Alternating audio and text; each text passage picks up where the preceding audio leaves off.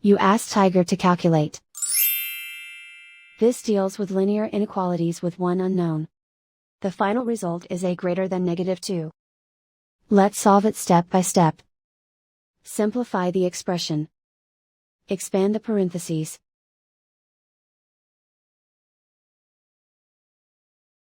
Simplify the arithmetic.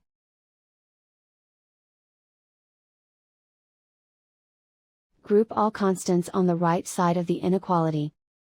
Subtract 12 from both sides.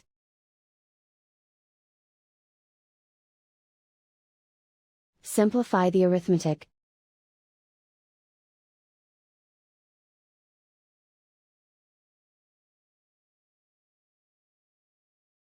Isolate the a. Divide both sides by 2.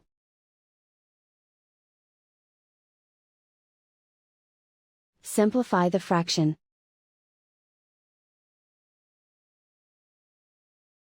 Find the greatest common factor of the numerator and denominator.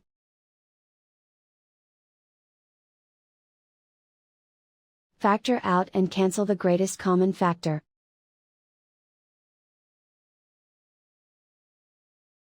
Plot the solution on a coordinate grid.